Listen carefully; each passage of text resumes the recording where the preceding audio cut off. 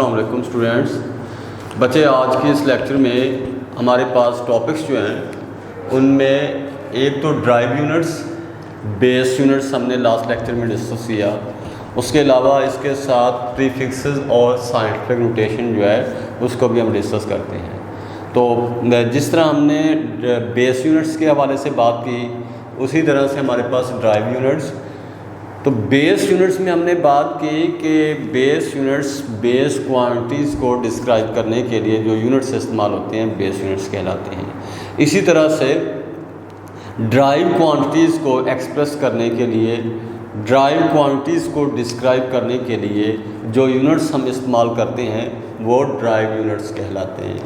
अब आपके पास यहाँ पे ये कोई 7 आपके पास यूनिट्स हैं, ड्राइव यूनिट्स, जिसमें सबसे पहले आ जाता है speed, acceleration, volume, force, pressure, density and charge. तो ये उनके नेम, उसके बाद सामने उनके सिंबल दिए गए हैं। जैसा कि स्पीड आपके पास है तो उसको हम स्मॉल v से नोट करते हैं। उसके बाद आपके पास एक्सेलरेशन स्मॉल a से नोट किया जाता है। नेक्स्ट आपके पास वॉल्यूम, तो वॉल्यूम को हम कैपिटल V से नोट करेंगे। इसी तरह से force capital F, pressure P, density ये सिंबल रो, उसके बाद चार्ज और उसको कैपिटल Q से डिनोट किया जाता है। ये हमारे पास क्वांटिटीज़ हैं, ड्राइव क्वांटिटीज़ हैं, आगे उनके सिंबल दिए गए हैं। इसी तरह से आगे फिर उनके यूनिट्स की बात करते हैं हम। तो जो स्पीड है आपके पास उसका यूनिट होता है मीटर पर सेकंड। मीटर पर सेकंड को हमने लिखा मुकम्मल मीटर पर सेकंड, और सिंबॉलिकली जब हम उसको लिखेंगे तो मीटर पर सेकंड इस तरह से लिखा जाएगा।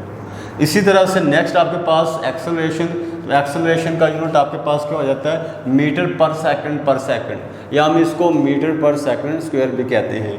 तो आपके पास ये मीटर पर सेकंड स्क्वायर लिखा जाएगा कुछ इस तरह से। इस तरह से नेक्स्ट आपके पास वॉल्यूम को हमने उसका यूनिट जो है वो क्यूबिक मीटर, और क्यूबिक मीटर को जब सिंबॉलिकली लिखेंगे तो वो इस तरह से लिखा जाएगा।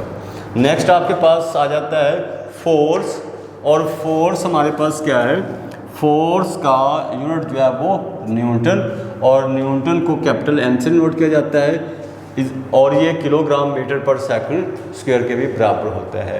जैसा कि हम पढ़ चुके हैं, हमने पहले हमारे पास सेकंड यूनिट में F is equal to M A, Newton second of motion, वहाँ पे F is equal to ma, और force is equal to mass multiply by acceleration. तो वो कह रहा है कि फोर्स का यूनिट जो न्यूटन है वो इक्वल होता है किसके, किलोग्राम मीटर पर सेकंड स्क्वायर के। तो मास का यूनिट अगर हमारे पास किलोग्राम और एक्सेलरेशन मीटर पर सेकंड स्क्वायर हो तो इस तरह से न्यूटन जो है वो किलोग्राम मीटर पर सेकंड स्क्वायर के बराबर होता है। मैं पहले भी बात कर चुका हूँ कि जैसे जैसे हम डिफरेंट चैप्टर्स में आगे बुक में जाएंगे तो उसमें देखेंगे कि ये किस तरह से ड्राइव हो रहे हैं। तो न्यूटन जो है वो आपके पास किलोग्राम मीटर पर सेकंड स्क्वायर के बराबर। इसी तरह से नेक्स्ट आपके पास प्रेशर, इसका यूनिट क्या है पास्कल। पास्कल जो है वो PA से नोट किया जाता है, जो कि न्यूटन पर मीटर स्क्वायर के भी बराबर होता है। यह भी आगे चल के हम 7th यूनिट में डिस्कस करेंगे इसके हवाले से कैसे ड्राइव हुआ है। उसके बाद डेंसिटी किलोग्राम पर क्यूबिक मीटर, तो इसमें किलोग्राम पर क्यूबिक मीटर इस तरह से लिखा जाएगा। उसके बाद हमारे पास आ जाता है चार्ज, कोलम C से नोट किया जाता है, और ये AS के भी बराबर होता है। ये भी हमारे पास AS के इक्वल कैसे होता है, करंट इलेक्ट्रिसिटी एक चैप्टर है 10th में, और वहाँ पे हमारे पास एक फार्मूला है इलेक्ट्रिक करंट के हवाले से, और उसमें बात की जा रही थी कि हमारे पास जो इलेक्ट्रिक करंट होता है I is equal to charge cube over time T। जब हम इनके इलेक्ट्रिक करंट I जो है इसका यूनिट क्या होता है एम्पेयर, AS भी नोट करेंगे। Ampere is equal to charge क्या हमारे पास कूलम डिवाइड बाई टाइम को सेकंड से, तो हम क्या करते हैं सेकंड इधर जाके मल्टीप्लाई हो जाता है, तो coulomb is equal to AS। तो इस तरह से हम कहते हैं कि चार्ज जो है वो हमारे पास यूनिट उसका कूलम को हम C से नोट करते हैं, और वो AS के भी बराबर होता है। नेक्स्ट हमारे पास जो है वो है प्रीफिक्सेस जो है। प्रीफिक्सेस क्या है? प्रीफिक्सेस हमारे पास कुछ क्वांटिटीज़ बहुत ही लार्ज होती हैं और कुछ जो है वो बहुत ही स्मॉल होती हैं। तो फिर उनको जो है रिप्रेजेंट करने के लिए, उनको ज़ाहिर करने के लिए हम उनके प्रीफिक्सेस का इस्तेमाल करते हैं। इससे हमारे लिए ज़्यादा इजी हो जाता है उस तरह की जो डाटा होता है या उस तरह की जो अमाउंट होती है उसको लिखना। अब हमारे पास words or letter added before SI units. ये होते क्या हैं कि ये ऐसे वर्ड्स, ये ऐसे लेटर होते हैं जिनको एसआई यूनिट से पहले लगाया जाता है।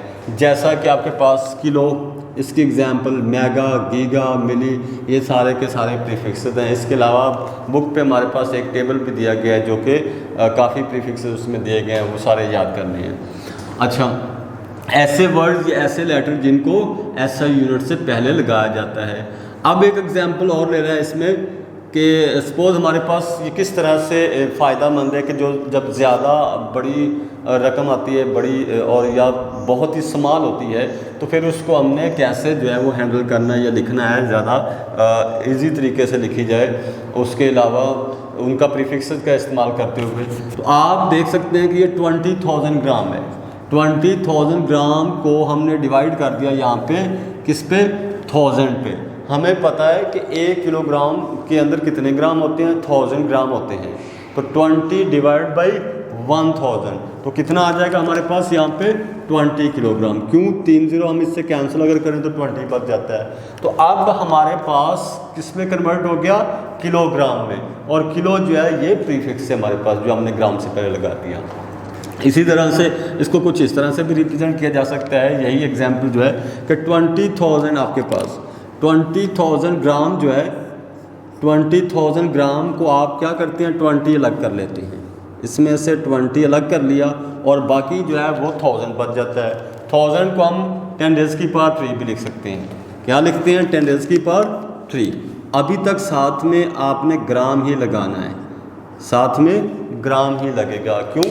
क्योंकि 10 रेज़ की पावर 3 1000 के बराबर है और वो 20 से मल्टीप्लाई हो रहा है। तो हमारे पास 20 मल्टीप्लाई बाई 10 रेज़ की पावर 3 ग्राम।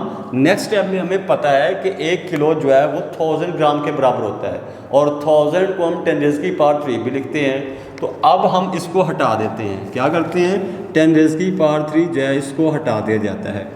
जब हम इसको हटा देंगे तो फिर ये किलो के बराबर है 10 रेज़ की पावर 3, तो हम वो यूज़ कर देते हैं यहाँ पे। इसकी जगह पे क्या आ जाएगा? किलो आ जाएगा, ग्राम ऐसे ही, और बाकी हमारे पास 20 बच जाता है।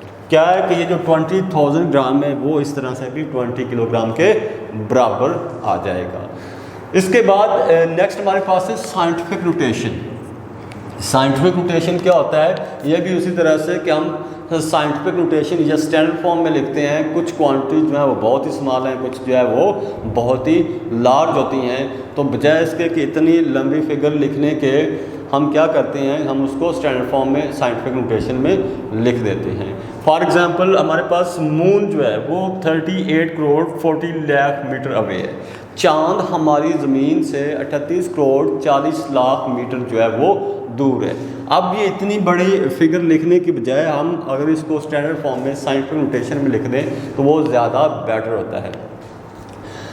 In scientific notation a number is expressed as some power of 10 multiplied by a number between 1 and 10।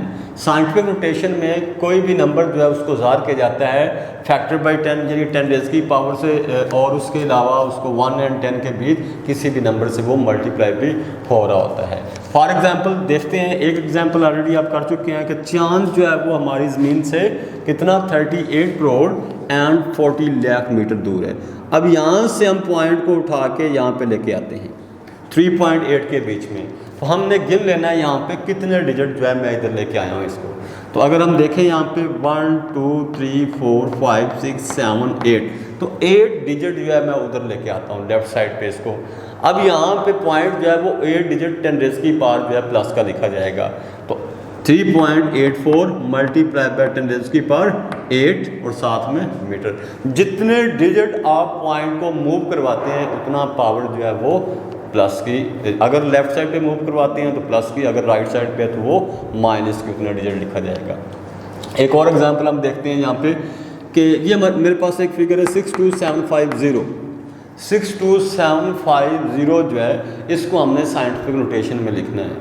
अब हम देखते हैं साइंटिफिक नोटेशन में स्टैंडर्ड फॉर्म किसे कहते हैं, कौन सी फॉर्म स्टैंडर्ड है। तो पहले मैंने क्या किया कि इसको पॉइंट नॉर्मली यहाँ पे होता है, यहाँ से मूव करवा दिया, यहाँ पे मूव करवा दिया। अब देखें इसमें मैं 1 2 3 3 डिजिट इधर लेके आता हूँ पॉइंट को, तो मेरे पास लिखा जाएगा 62.75 मल्टीप्लाई बाय 10⁻³ जितने डिजिट इधर मूव करेंगे लेफ्ट साइड पे उतना 10⁻³ लिखेंगे। इस तरह से नेक्स्ट हमारे पास एक और सिचुएशन है, और वो क्या है कि मैं पॉइंट को यहाँ से मूव करवा देता हूँ 6 और 2 के बीच में। ये सेकंड सिचुएशन मेरे पास 6.275 मल्टीप्लाई बाय 10⁻⁴। अब इसमें क्या है, मैं कितने डिजिट उधर मूव कर रहा हूँ, 1 2 3 4 डिजिट मैंने उधर मूव किया लेफ्ट साइड पे, तो उतने 10⁻³ लिखी जाएगी। एक और सिचुएशन भी है मेरे पास कि यहाँ से पॉइंट को 6 से भी पहले लेके आते हैं यहाँ पे, और ये सिचुएशन मेरे पास आ जाती है इसमें कि 0.0 मैंने खुद से लगा दिया, 0.6275 मल्टीप्लाई बाय 10⁵, क्योंकि आपके बार मैं 1 2 3 4 5 डिजिट लेफ्ट साइड पे मूव करता हूँ। 5 डिजिट मैंने लेफ्ट साइड पे मूव किया, तो फिर उतना जो है वो 10⁵ लिखा जाएगा। अब इसमें हम देखते हैं ये तीनों जो तरीके हैं ये साइंटिफिक नोटेशन है, तीनों जो फॉर्म्स हैं ये साइंटिफिक नोटेशन है, तीनों करेक्ट हैं, तीनों जो है ये साइंटिफिक नोटेशन में लिखा हुआ है। लेकिन इसमें जो सबसे ज़्यादा एप्रोप्रिएट या ज़्यादा आप समझते हैं जिसे स्टैंडर्ड फॉर्म कहते हैं वो ये है 6.275 मल्टीप्लाई बाय 10⁻⁴। ये इस तरह से स्टैंडर्ड फॉर्म वो होती है कि पॉइंट से पहले एक सिग्निफिकेंट डिजिट होना चाहिए। तो इन तीनों में हमारे पास अगर हम देखें तो ये एक ऐसी सिचुएशन है जिसमें पॉइंट से पहले एक सिग्निफिकेंट डिजिट आ रहा है। सिग्निफिकेंट डिजिट हमारे पास 0 के अलावा जितने भी डिजिट्स हैं वो सिग्निफिकेंट हैं, नॉन ज़ीरो डिजिट्स जो हैं। 0 भी कुछ कंडीशन में सिग्निफिकेंट कहलाता है, और इसके बारे में हम आगे चल के इसके रूल्स पढ़ेंगे इस चैप्टर के एंड पे। अच्छा, अब यहाँ पे ये स्टैंडर्ड फॉर्म है, इसे हम क्या कहते हैं, ये स्टैंडर्ड फॉर्म है। यहाँ पे मैं लिख देता हूँ, साइंटिफिक नोटेशन तो सारे ही हैं लेकिन ये स्टैंडर्ड फॉर्म है, स्टैंडर्ड फॉर्म। अच्छा, इसी तरह से एक और एग्जांपल हम देख लेते हैं, और वो क्या है मेरे पास 0.00045। अब इस एग्जांपल में अगर हम देखें तो पॉइंट जो है वो पॉइंट यहाँ पे ऑलरेडी लगा हुआ है, पॉइंट जो है वो पहले ही लगा हुआ है। हम क्या करते हैं, हम इस चीज़ को फॉलो करते हैं कि साइंटिफिक नोटेशन में स्टैंडर्ड फॉर्म जो है वो क्या है। तो मैं यहाँ पे पॉइंट को आपके बार लेके जाता हूँ, यहाँ से मूव करवाता हूँ और 4 और 5 के बीच में लेके जाता हूँ पॉइंट को, ठीक है। और इसमें ये जो हमने बात की है कि साइंटिफिक नोटेशन के अंदर स्टैंडर्ड फॉर्म कौन सी होती है, पॉइंट से पहले एक सिग्निफिकेंट डिजिट होना चाहिए, तो ये एक तो स्टैंडर्ड फॉर्म भी आ जाएगी। अब देखते हैं हम कि पॉइंट को मैं यहाँ से मूव करता हूँ 1 2 3 4 डिजिट उधर लेके जाता हूँ। जब 4 डिजिट मैं राइट साइड पे लेके जाता हूँ तो मेरे पास लिखा जाएगा 4.5 मल्टीप्लाई बाय 10⁻⁴। 4 डिजिट मैं उधर लेके गया तो 10⁻⁴ लिखा जाएगा, बट अब के बार -4 लिखा जाएगा, क्योंकि मैंने पॉइंट को राइट साइड पे मूव करवा दिया। राइट साइड पे मूव करवा रहे हैं हम, जितने डिजिट मूव करवाएंगे उतना 10⁻⁻ का लिखा जाएगा। इसी तरह से जब पॉइंट को हम लेफ्ट साइड पे मूव करवाएंगे, जितने डिजिट मूव करवाएंगे उतना जो है वो प्लस का लिखा जाएगा। लेफ्ट साइड पे मूव करवाएंगे प्लस का लिखा जाएगा, राइट साइड पे मूव करवाएंगे तो उतने डिजिट जो है वो माइनस का लिखा जाएगा। तो बच्चे ये था हमारा आज का लेक्चर। इंशाल्लाह नेक्स्ट वीडियो में चल के हम लेंथ मेजरिंग इंस्ट्रूमेंट के वाले से बात करेंगे। मीटर रूल है, मेजरिंग टेप है, वर्नियर कैलिपर है, तो इनको हम डिफरेंट लेक्चर में चल के डिस्कस करेंगे। तब तक अपना ख्याल रखिए। अल्लाह हाफिज़।